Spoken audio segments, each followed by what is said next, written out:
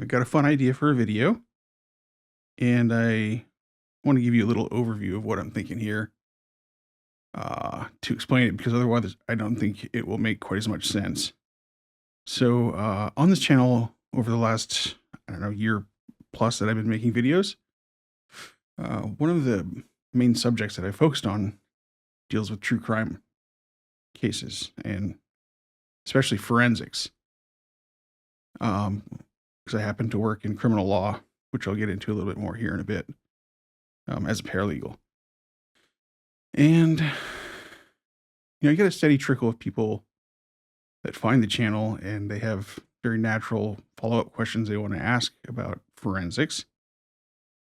And sometimes these questions are easier to answer in a quick response on YouTube in just text form. Sometimes they're really not. And I think their questions make a lot of sense because personally, the element of criminal law that left one of the largest impressions on me personally was learning about forensics. When I got into working in criminal law, I was like in my 20s, had never, there but go the grace of God, had any actual interaction with the criminal justice system. And I just kind of was clueless about how things really operated in a courtroom. And so slowly over time, seeing how that whole process worked was a revelation. Anyway, this whole idea was inspired because I had a recent interaction with a new viewer leaving a couple comments on the channel. And in reflecting on this, it made me realize that I probably breeze past a lot of this stuff when it gets mentioned in videos, like in the John Bonet stuff that I've done, or the stuff on Dan Markel case, Wendy Adelson, the Adelson family. The mom is actually on trial right now, and I just haven't had enough time to pay attention to what Donna's trial is up to, but I'm pretty certain I know what's going to happen there. She's going to get the book thrown at her. Because I think I give these subjects some short shrift, and they also come up a lot on live streams, especially the stuff I do with Grish. He, is focusing on the Madeline Soto case right now, so there's a lot of different forensics and questions about that type of stuff that come up in that case. It makes sense given these interactions that I've had to do a video that explains what my experience has been in criminal law and how, in my opinion, broken and useless a lot of these forensic science disciplines are. Like, for example, blood spatter evidence, bite and tool mark evidence, behavioral profiling is a big one. The one that I probably worked the most on was hair and fiber microscopy or comparison, where you look two different hairs under a microscope to determine if they're a match. Really briefly, and I probably mentioned this elsewhere on the channel, but sometimes I'm not good at setting up or introducing myself. I spent about 10 years working as a paralegal in criminal law, and that time was roughly evenly divided between working for the public defender, defense attorneys, and for prosecutor's office. So I kind of got to see the system from two different angles, which is interesting. And I think maybe more attorneys have that progression. But it's just revealing if you get to see how the sausage is made on both of those sides. And so I came to see like a lot of the, good, bad, and ugly about how forensics affect cases and how the whole process works in terms of evidence gathering. The comment that this viewer left that I mentioned was something I think I'd critiqued hair and fiber comparison, which I mentioned was something that I spent a lot of time on. And I think they left like two different comments. And I had left a reply to the first comment. And in between me writing that first reply and the second reply, as far as I can reconstruct, this new viewer deleted all of their comments. Not a good sign. I figured this out as I was posting my second reply. I got an error message and then refreshed YouTube and couldn't find any of the comments. I was like, oh boy. So in thinking about this a little bit, I imagine that they're probably pretty bummed out or turned off by my first reply, and they decided that they just didn't want to risk getting even more depressed from listening to more of my negativity.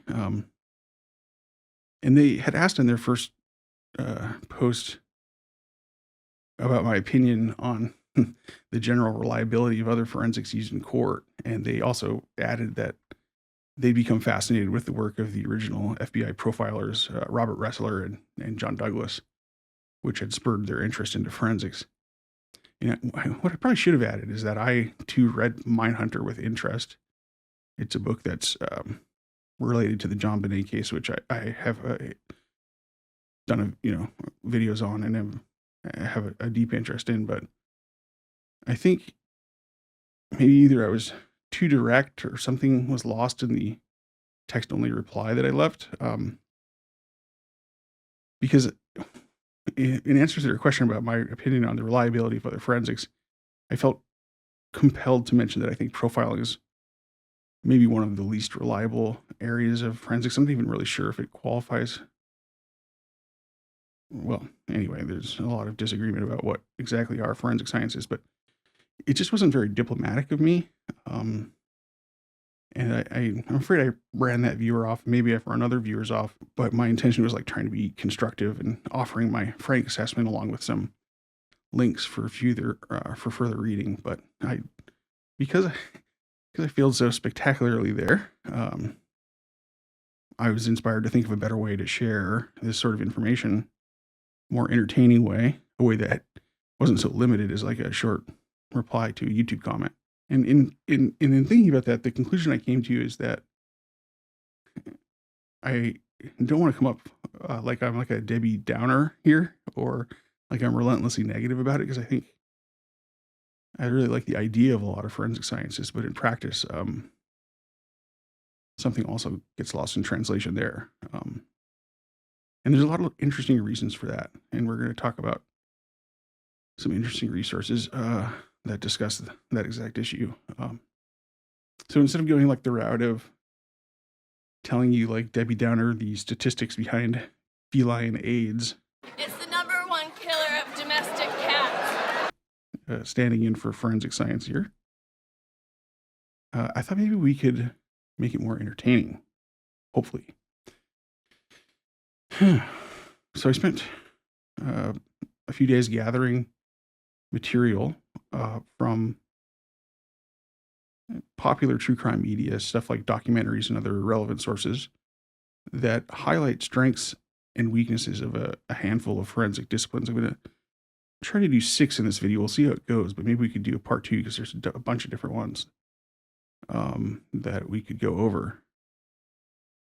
And just as an example of what I am planning on doing here, is I'll, like for the first one, I'll show you clips of the documentary series, The Staircase, which is a documentary that was very central to my interest in true crime, given that I probably watched it close to 20 years ago. It came out in 2004 and had a lot of really revelatory information about how trial practice works, even just down to stuff like jury consultants. First time I'd ever heard of that. But for this documentary, I think the best way we can use it in this adventure is to use it to talk about blood spatter evidence, which was highlighted, and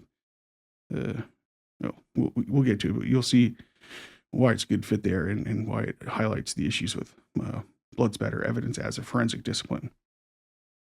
And then we're going to put them on a tier list, and I'll tell you, it's a short blurb what my opinion is, where it fits into the grand scheme of things, and why that forensic discipline is trash. A billion other people have used the tier list concept for rating much more important stuff like fast food chains. I understand that. But I was just thinking about the best way to present this. It just seemed like a natural fit, and it's I want this to be entertaining and something that can progress into like a second part where you can use the other stuff we've already evaluated to help gauge our further evaluations if we do part 2. So before we get to it, I just want to highlight a couple things, because I think a lot of people, it's a well-known phenomenon where it used to be called like the CSI effect. I don't really know if people watch that show anymore, but maybe we can call it the true crime effect, where I think people that aren't directly involved in criminal law have an unrealistic idea of how crime is actually investigated in America, from depictions in media and the true crime genre online. And I think one of the main things to highlight here is that cases that make it to like national attention, or people that get like super obsessed in, like the Karen Reed case, for example, that case went to trial, which is a rarity these days, and for a long time, becoming more and more rare. And there are cases that are high profile, so there's a heightened attention to them, and the type of forensics that might be applied in that kind of case don't apply to much less high profile cases, which are the vast majority of cases. One of the main conclusions that I came to in working in criminal law for a number of years and seeing the progression of time is this system that we have in America, which almost exclusively settles cases with plea agreements, has a big effect on forensic evidence and how it's pursued.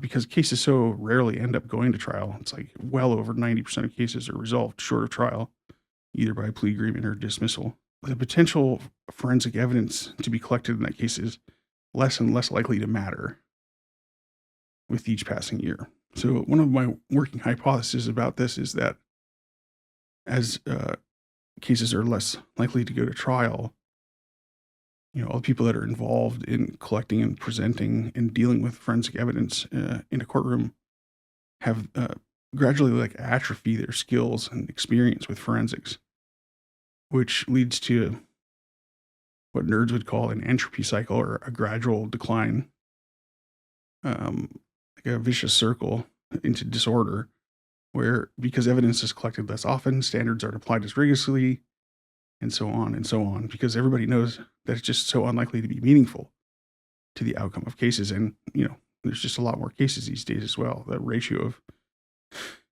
law enforcement or prosecutors to caseload is always going up, which is also a big factor. Finally, I just want to flag like a really interesting website. Like, it's one of my favorite things about, having worked in criminal law, and it's just something that I find just like endlessly fascinating. And it's got some incredible data that's one of the another main issue with criminal law is that the data is not centralized or categorized very well nationwide, because there's all these different state systems. But it's called the Murder Accountability Project, and I'll put a link in the description. You should definitely check it out, because it's got a couple great features, at least. It has a ton of info on their website, especially for people who enjoy like mining data and playing around with spreadsheets. It collects crime data from each state, and it was originally conceived as a way to create like a tool to look for uncaught serial killers in different areas based on different patterns in the data, like their MO, like was it a gun shooting, was it strangulation, knife, the victim type, the location, and so on. So you can kind of mix and match all these different factors to look for clusters of unsolved cases. And you can lose a lot of hours sifting through that historical crime data on their website. Also, though, like as a great additional feature, over the years they've developed reports, especially useful to folks like myself who aren't mathematically inclined necessarily.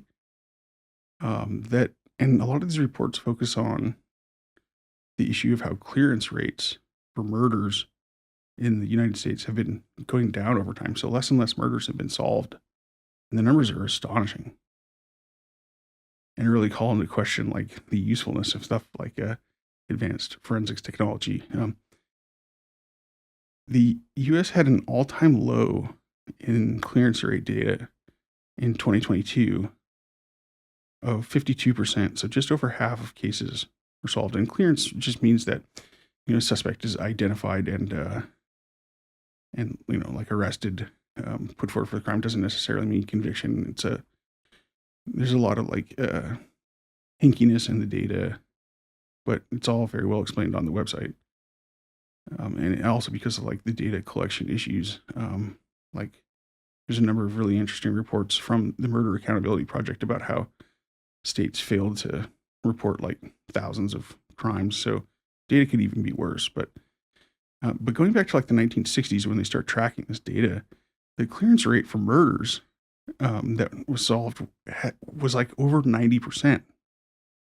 So 90% in like the mid 60s to just over 50%. And it's done kind of like a, what we call like a dead cat bounce maybe in the last couple of years, where it's gone up a few ticks like to 54% or something like that. But it's just basically a coin flip for a murder to be cleared. And, 60 years ago, it was 9 in 10. And there's also really interesting reports that I was just going back over about like rural versus urban and different reasons for why this data might be, they're very rigorous, and it's a great organization. Anyway, there might be some explanations, like maybe better at identifying all the different murders that happen these days, although there's a lot of countervailing evidence to that. But even those kind of factors can't explain this huge gulf in data and why we've become so much worse at solving the most serious crime with more sophisticated tools. Yeah, so I just wanted to give you that to think about, because this isn't just like some harebrained theory that I came up with out of whole cloth. There's a lot of support for this theory, that a lot of forensics are of dubious use, and not just because of the exact issues we'll highlight here about them not being effective or inaccurate, but also because there's really no systematic review of them, like which ones are actually worth the time. And because there's also, here in Alaska that we had like a big scandal 5-10 years ago where there's like thousands of rape kits that went untested, and this is played out in many other states. So yeah, let's get into it, and we'll go over to the tier list, and I'll talk about the forensics we're going to evaluate in this video.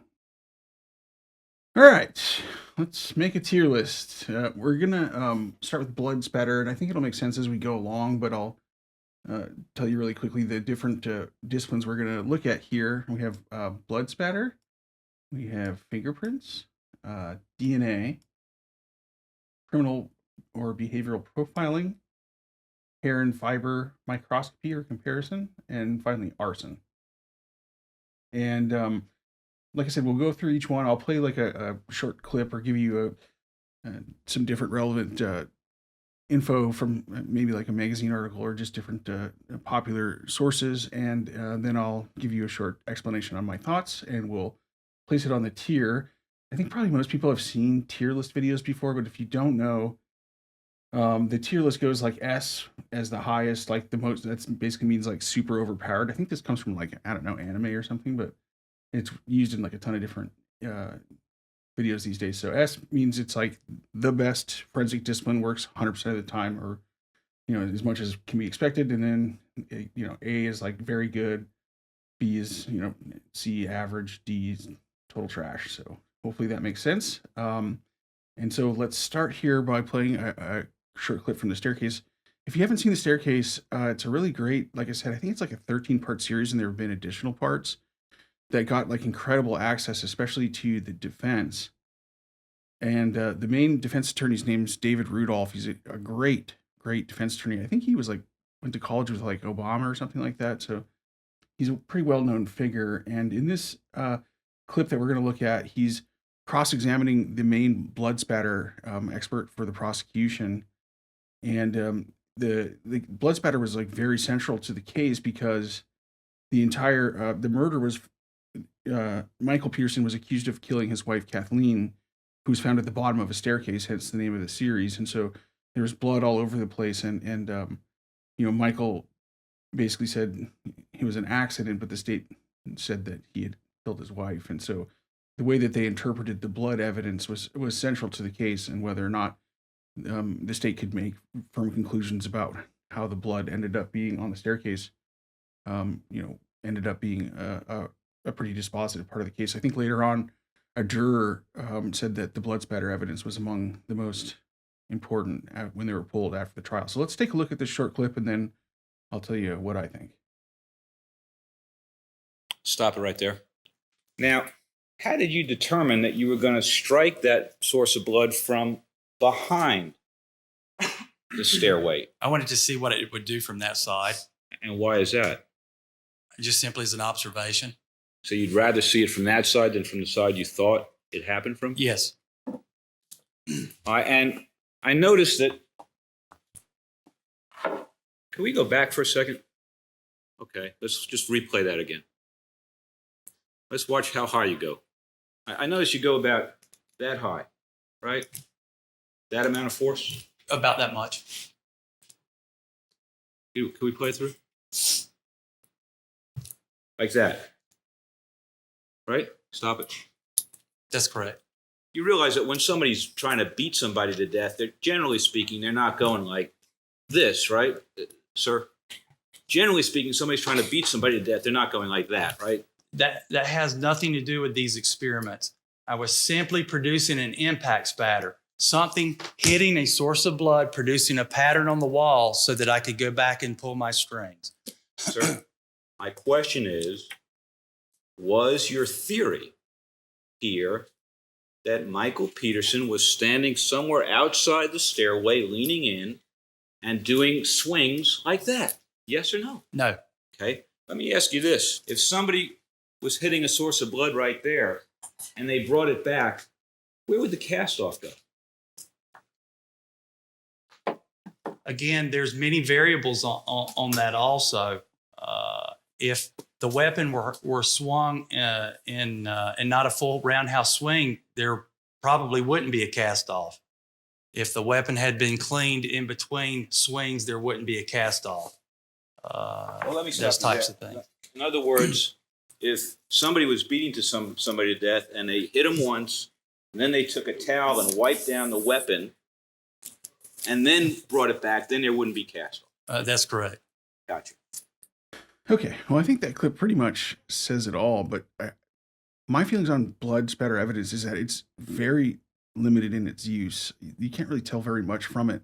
And I think it's a really great example to start off with because it really demonstrates a concept that I've sort of come up with over the years and seeing some of these forensic sciences and how they're developed. And it's something that I consider like almost like a folk science, which is that it means that it's not really developed by scientists using the scientific method, but instead it ends up getting sort of patched together, like almost like a magpie making its nest from different, different anecdotes, different, folk wisdom over the years from law enforcement officers mostly develop these sciences. And, they have like all of this jargon, like all of this, all these different specialized terms that they use. So I think it's pretty obvious that this one is either going to be limited to like a C or a D. And I think, well, maybe like there's some possibility like that you can get some information from like the length of the cast off and that sort of thing. Like, I just think that the way that it's actually implemented makes it pretty clear that this one is a D tier. Okay, next on our tier list, we've got fingerprints.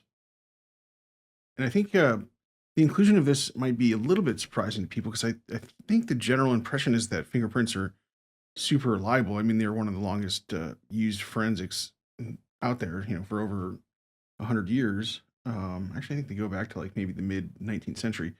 But there are definitely issues with fingerprints and the way that they're implemented in criminal cases. I think what one of the themes that we'll keep coming back to is that, human error often ends up being the real culprit here. But for this one, I'm just going to set up this clip a little bit because I found a good episode, an old episode of Vsauce that does a great job going into it. And all of these clips, if there's a link on YouTube or something like that, it'll be in the description. But so in 2004, there was a lawyer in Portland, Oregon named Brandon Mayfield. And I was actually living in Portland at the time. So, I've been following this case for a while.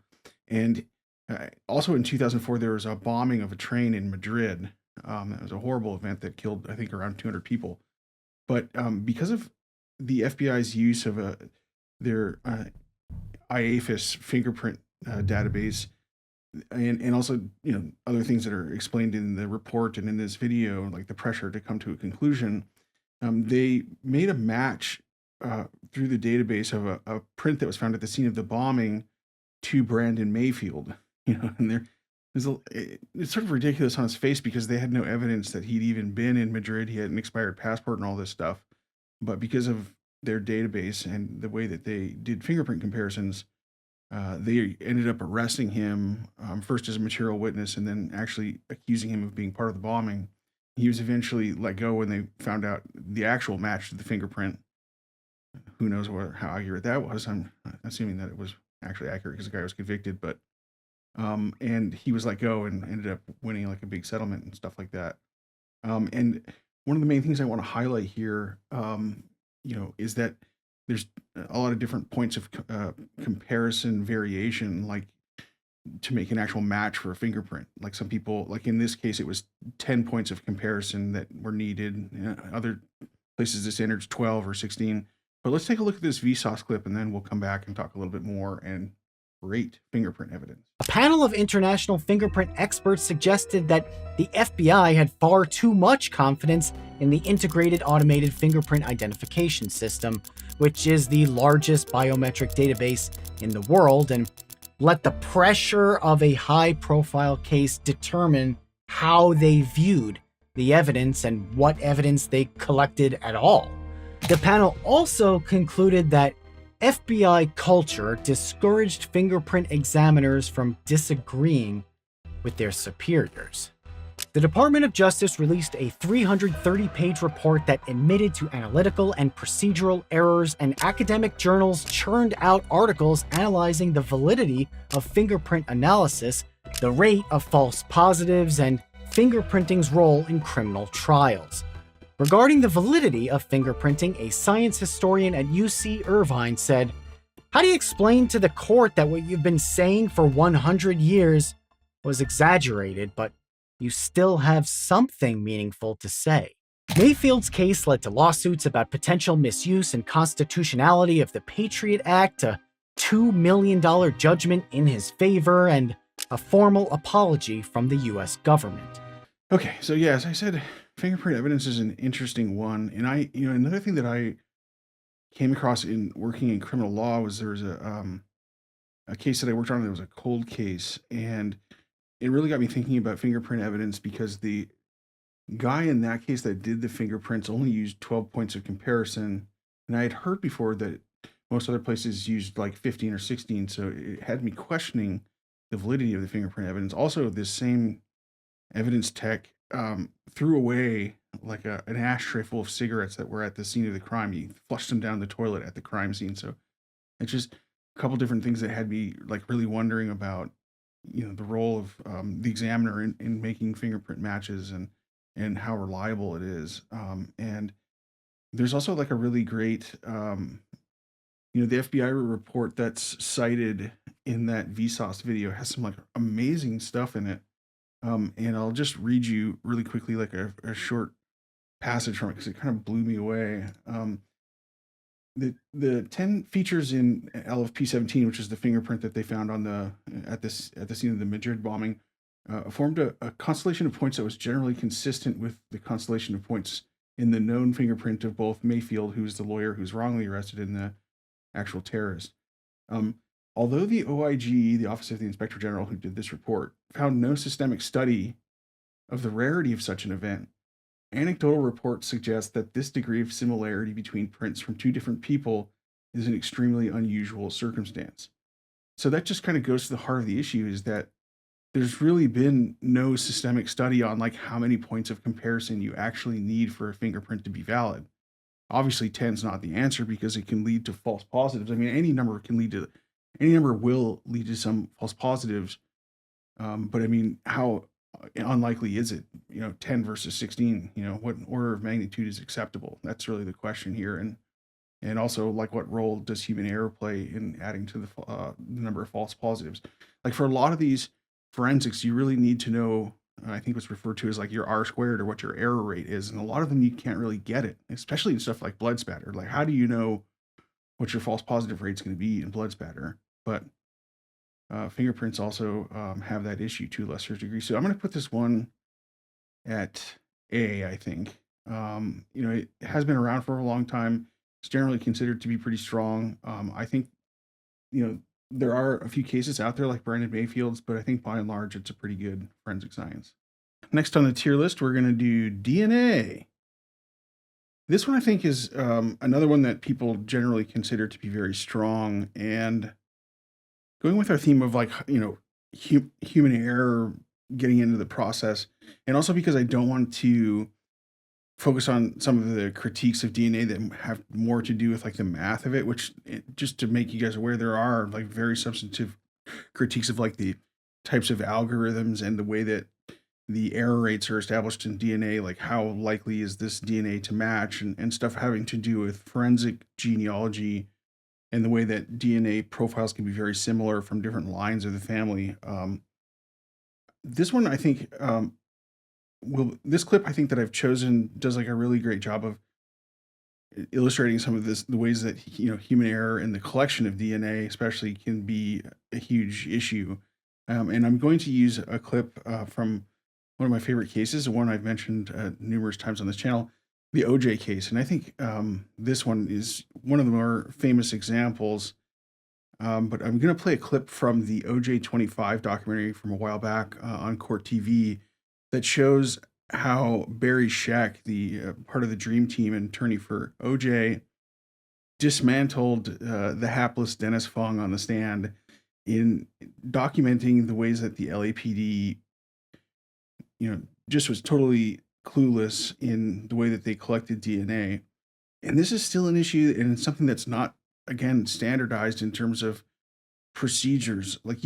Especially when you're collecting something as sensitive as DNA, where contamination and cross-contamination can happen, you just need to be very wary of the way that it's collected and stored and all this sort of stuff. So let's watch this clip real quick, and then we'll go ahead and rate DNA. Mr. Fung or the photographers, whoever else was at the scene, somebody moved that glove back into the position that we see it on the close-up photograph. We know this glove has been moved. We see two photographs, the one where Furman is pointing at it, position number 1, the second photograph, position number 2. We know that Mr. Goldman's body was dragged through that 30-inch area. This appears to be you putting down evidence tags, correct? Yes. All right. Looking at that, would you agree, or do you agree, that that looks to be a brown three-dimensional object? Appears to be a dark object. Now, if that were the glove, Mr. Fung, that would be a third position, would it not? You know it's the glove, don't you? I don't know that. You know it's the glove, and you just got caught by this videotape, isn't that right? Mr. Schick, you may continue with your cross-examination. Morning, Mr. Fung. Good morning. Mr. Fung, you mentioned yesterday in your testimony that you were aware that there was a protocol and procedures manual at SID. I am aware of a manual. I don't know if it's in effect or not, though. All of this evidence collected, whether at Bundy or Rockingham or wherever, went through the LAPD lab. That laboratory is a cesspool of contamination. Not up to speed, not up to standard. We think we can conclusively indicate that in the course of the testimony in this case. I just really love Barry Scheck, so anytime I can get some good Barry Scheck in a video, I'll go for it. But yeah, it's just so effective the way that the Dream Team, highlighted how they were going to make the LAPD crime lab one of the themes of their case, and how it was a garbage in, garbage out type of situation where you just couldn't trust anything there. And of course, this was back in the 90s when the procedures for collection of evidence was much more limited in the way that it accounted for errors like this. But man, they one of the portions of the clip that I chose to play there talked about how Dennis Fung wasn't even really aware of like the manual and whether or not it was in use, and that's just something that is still an issue to this day. The accreditation procedures for crime labs are sort of wacky and not all of them are credited. Some of them, a lot of crime labs are still run by like police instead of scientists. So there's just a lot of issues in terms of the way that these samples are interpreted, and also the way that things are handled in terms of storage and testing, and again standards for what constitutes a DNA match and the error rate that they're using. So I mean, I think as far as like any procedure that you can, any forensics out there, DNA is either going to be like an S tier or an A tier. And I'm sort of wary of like putting really anything on the S tier, but if there's going to be anything, it's probably going to be DNA. So, can I get it up there? Let's see here. There we go. Okay, I had to scroll the page. All right. Well, and again, I think DNA could kind of go in between S tier and A tier, but just because it's such a valuable tool, and it has applications beyond even what fingerprints have in terms of like the forensics. And I don't want to make this too elaborate, but like if you're you could break down DNA into separate subcategories. We might do that in a future video or something, but just by DNA matching from one person to another, like a known sample to an unknown sample, same person versus forensic DNA, that's a sort of a split question. So, all right, now we're doing profiling, behavioral profiling. And for this one, instead of playing a clip, I just wanted to read a couple short passages of a really great New Yorker article from a few years back that describes like the history of profiling and the potential issues with it. And this was an article when I first read it, it kind of blew me away because I had read Mindhunter, and I've seen this, at least like the first season of the series, and it's a really great story. And there's something about the whole idea of profiling that makes you want to believe it. But I think when you really look at it dispassionately, it proves to have some pretty big holes in it. So I'll just read a couple passages just real quick, and then we'll put it on the tier list. On November 16th, 1940, workers at the Consolidated Edison building on West 64th Street in Manhattan found a homemade pipe bomb on a windowsill. Attached was a note. Con Edison crooks, this is for you. In September of 1941, a second bomb was found on 19th Street, just a few blocks from Con Edison's headquarters near Union Square. It had been left in the street, wrapped in a sock. A few months later, the New York police received a letter promising to bring the Con Edison to justice. They will pay for their dastardly deeds. 16 other letters followed between 1941 and 1946, all written in block letters, many repeating the phrase dastardly deeds, and all signed with the initials FP. In 1954, the Mad Bomber, as he became known, struck 4 times, once in Radio City Music Hall, sending shrapnel throughout the audience. In 1955, he struck 6 times. The city was in an uproar. The police were getting nowhere. Late in 1956, in desperation, Inspector Howard Finney of the New York City Police Department's crime laboratory and 2 plainclothesmen paid a visit to a psychiatrist by the name of James Brussel. Brussel, began to leaf through the case materials. For 16 years, FP had been fixated on the notion that Con Ed had done him some terrible injustice. Clearly, he was clinically paranoid. But paranoia takes some time to develop. FP had been bombing since 1940, which suggested that he was now middle-aged. Brussel looked closely at the precise lettering of FP's notes to police. This was an orderly man. He would be cautious. His work record would be exemplary. Further, the language suggested some degree of education, but there was a stilted quality to the word choice and the phrasing. Con Edison was often referred to as the Con Edison, and who still used the expression dastardly deeds? Brussel, the psychiatrist, waited a moment, and then, in a scene that has become legendary among criminal profilers, he made a prediction. One more thing. I closed my eyes because I didn't want to see their reaction. I saw the bomber, impeccably neat, absolutely proper. A man who would avoid the newer styles of clothing until long custom had made them conservative. I saw him clearly, much more clearly than the facts really warranted. I knew I was letting my imagination get the better of me, but I couldn't help it. One more thing, I said, my eyes closed tight. When you catch him, and I have no doubt you will, he'll be wearing a double-breasted suit. Jesus, one of the detectives whispered. And it'll be buttoned, I said. I opened my eyes. Finney and his men were looking at each other. A double-breasted suit, said the inspector. Yes. Buttoned. Yes. He nodded. Without another word, they left. So that describes basically like the origin story of profiling there. A month later, George Metesky was arrested by police in connection with the New York City bombings. His name had been changed from Molauskas. He lived in Waterbury, Connecticut, with 2 older sisters. He was unmarried. He was unfailingly neat. He attended Mass regularly.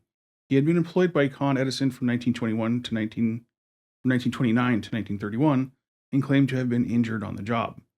When he opened the door for police officers, he said, I know where you fellows are here. You think I'm the Mad Bomber. It was midnight, and he was in his pajamas. The police asked that he get dressed. When he returned, his hair was combed into a pompadour, and his shoes were newly shined. He was also wearing a double-breasted suit, buttoned. I think like one of the main points here that I want to make is like the way that these disciplines get started. You know, it's also often based on like an anecdote or like a series of anecdotes like this that give people like some unwarranted conclusions, like about how strong profiling is. Like in this case, it just so happened that there was this incident that happened where like this detail the profiler was like crazily accurate about. There's other things, like one of the things I would like to do a video on, or at least put it in maybe like another one of these tier list videos, is like the development of the REID technique, REID, which is a technique that's still used by a lot of police departments for interrogation. And like in that one, it's like sort of the opposite, where like the REID technique was developed based on getting like a confession from a killer, which later turned out to be false, and that case was overturned. But still, like, it's just so odd. Like, you know, there's often like very telling details in the way that these things are started, and you know, just the way that sort of human psychology plays a role in like what we think is important is very interesting. But anyway, so this profile goes on to talk about the at the time new book by John Douglas, who's often considered the father of modern profiling, and he'll talk about it in this passage. But he also wrote the book Mindhunter that I mentioned earlier. We'll read this here. In a new book, Inside the Mind of BTK, the eminent FBI criminal profiler John Douglas tells the story of a serial killer who stalked the streets of Wichita, Kansas in the 1970s and 80s. Douglas was the model for Agent Jack Crawford in The Silence of the Lambs, which is like one of my favorite movies, by the way. So I totally get like why people think this stuff is valid. John Douglas, was the protege of pioneering FBI profiler Howard Tetton, who helped to establish the Bureau's behavioral science unit at Quantico in 1972, and who was a model of Brussels, which in the close-knit fraternity of profilers is like being analyzed by the analyst who is analyzed by Freud. To Douglas, Brussels was the father of criminal profiling in both style and logic. Inside the Mind of BTK pays homage to Casebook of a Crime Psychiatrist at every turn. So it's just connecting, you know, John Douglas to Brussels, the psychiatrist, and the Mad Bomber anecdote at the beginning, and talking about how there's like a lineage there. So here we get into like passages talking about like the way that the modern FBI typology, especially in these categories like an organized and a disorganized serial killer, were developed and used by these FBI profiles, Robert Ressler and John Douglas. They would rely on the typology developed by their colleague Robert Ressler, himself the author of true crime bestsellers Whoever Fights Monsters and I Have Lived in the Monster. The goal was to paint a picture of the killer, or what sort of man BTK was, and what he did, and where he worked, and what he was like. And with that scene, Inside the Mind of BTK begins. Once, Douglas tells us, he drove down to the local police station and offered his services in the case of an elderly woman who had been savagely beaten and SA'd. The detectives working the crime were regular cops, and Douglas was a bureau guy, so you can imagine him perched on the edge of a desk, the others pulling up chairs around him. Okay, I said to the detectives, here's what I think, Douglas begins. It's a 16 or 17-year-old high school kid. He'll be disheveled looking, he'll have scruffy hair, generally poorly groomed. He went on, a loner, kind of weird, no girlfriend, lots of bottled up anger. He comes to the old lady's house. He knows she's alone. Maybe he's done odd jobs for her in the past. Douglas continues. I pause in my narrative and tell them there's someone who meets this description out there. If they can find him, they've got their offender. One detective looks at another. One of them starts to smile. Are you a psychic, Douglas? No, I say, but my job would be a lot easier if I were. Because we had a psychic, Beverly Newton, in here a couple of weeks ago, and she said just about the same things. So it's just a funny anecdote talking about how, the work product of the psychic is not so different than the work product of the profiler. And I just want to read like one more quick passage here. And again, I'll post a link to this article. It's pretty lengthy, but it's got a lot of really great stuff in it. And I've read it I keep rereading it over the years because it's definitely worth revisiting. But the last part here is about how a lot of the wording that's used in the FBI behavior science profiles are like basically things that are cribbed from like astrology or cold reading. And that's one of the parts that really sticks with me is, and they go over like a ton of different examples. I won't go over all of them here because I don't want this video to be like 30 hours long, but if you're interested, I'd recommend checking out the entire article. It's 28 pages long, in large type, so probably shorter than that, but just in this PDF here that I created. Okay. A profile isn't a test where you pass if you get most of the answers right. It's a portrait, and all the details have to cohere in some way if the image is to be helpful. In the mid-90s, the British Home Office analyzed 184 crimes to see how many profiles led to the arrest of a criminal. The profile worked in 5 of those cases. That's just 2.7%, which makes sense if you consider the position of the detective in the receiving end of a profiler's list of conjectures. Do you believe the stuttering part, or do you believe the 30-year-old part? Or do you just throw up your hands in frustration? There's a deeper problem with FBI profiling. Douglas and Ressler didn't interview a representative sample of serial killers to come up with their typology. They talked to whoever happened to be in the neighborhood. Nor did they interview their subjects according to a standardized protocol. They just sat down and chatted, which isn't a particularly firm foundation for a psychological system. So you might wonder whether serial killers can really be categorized by their level of organization. The part about the cold reading is here. There's one more little bit that I wanted to add in there because it had some information about a study and just the way that the methodology of the profilers. So, and this is talking about like a skeptic of FBI profiling that it went on to analyze the way the profiles were written. The answer, he suspected, lay in the way the profiles were written, and sure enough, when he broke down the rooftop killer analysis, sentence by sentence, he found that it was so full of unverifiable and contradictory and ambiguous language that it could support virtually any interpretation. Astrologers and psychics have known these tricks for years. The magician Ian Rowland, in his classic The Full Facts book of cold reading, itemizes them one by one in what could easily serve as a manual for the beginner profiler. First is the rainbow ruse, the statement which credits the client with both a personality trait and its opposite. Here's an example. I would say that on the whole, you can be rather quiet, self-effacing type, but when the circumstances are right, you can be quite the life and soul of the party if the mood strikes you. And there's a ton of other examples in here, but again, I want to keep this video as accessible as possible, but yeah, I think that's pretty damning. Okay, so just to put profiling on the tier list here, yeah, I think doing the reading made the profiling session go longer than I was thinking it might, but I think it's pretty obvious from the material in the last section that the profiling is definitely D tier. Trash.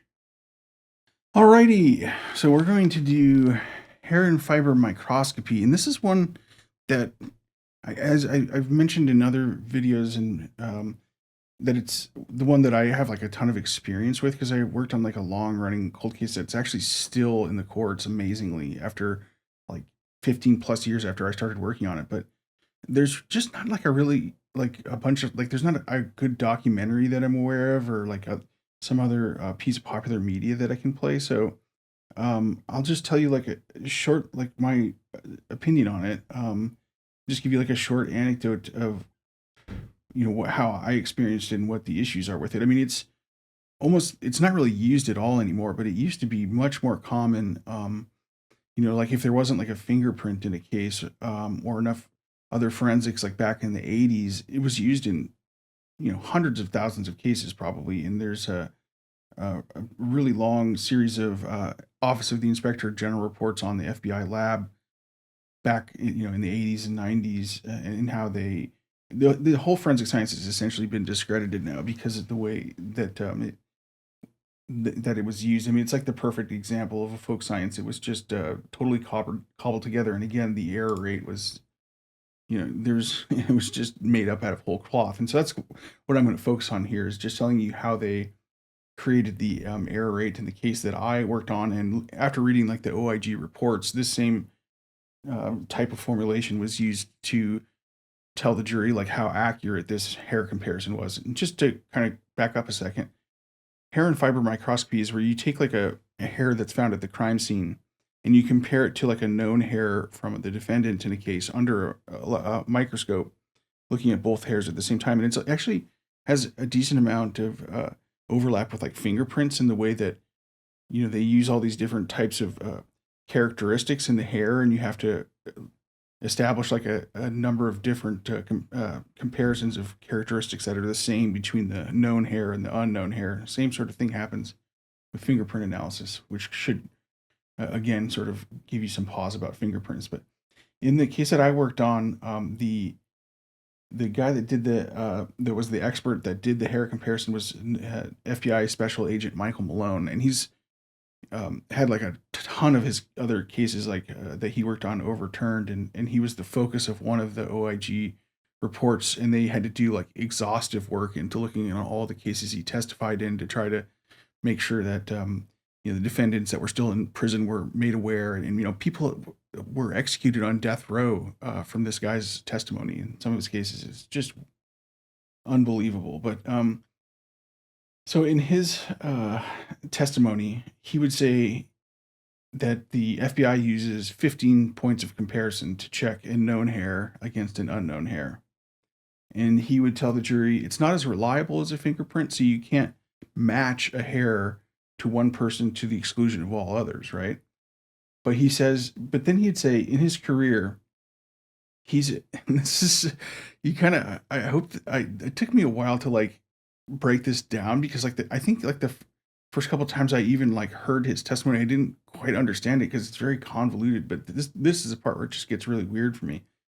He says he'd tell the jury in his career he'd attempted to compare 10,000 different known hairs, so hairs from a known suspect that they pulled off their head, of two different people. So two samples were one's from one person, one's from another. And only on 2 occasions he has encountered hair from 2 different known sources, 2 different people, that were indistinguishable. So he said that had happened 2 times in 10,000 tries. And so he would end with saying, based on his training experience, the likelihood is 5,000 to 1 that this is a defendant's hair, using his own anecdotal study, if you can call it that, to say, this is, 5,000 to 1, it's the defendant's hair. I mean, that's a very strong piece of evidence and was used to convict many, many different people. And, there are some decent articles out there. There's a good 2023 Mother Jones article that I'll put in there that has a lot of information about cases that were overturned, and sort of a decent thumbnail of this whole thing. But it's such a confusing mess that it doesn't really surprise me that there's not a good documentary or anything out there. There was also some good reporting on the Office of the Inspector General reports, like when when they were released, especially in the Washington Post. So there are some good articles out there that you can read, but yeah, it's just kind of a mess, and something that still is affecting cases today, like the one I worked on. It was just on a post-appeal, post-conviction, a PCR post-conviction request, or anyway, it was just in the courts recently, and it's still winding its way through there. So obviously this one is another D. Hair comparison, is barely used at all anymore, and it's dispositive quality is basically 0. Jeez Louise, this has been a process. Anyway, we're finishing up with Arson, and this is another one that was inspired by an article or at least my interest in looking into arson science, was first inspired by an article that I read in the New Yorker by David Gran, who's one of my favorite authors, especially nonfiction stuff.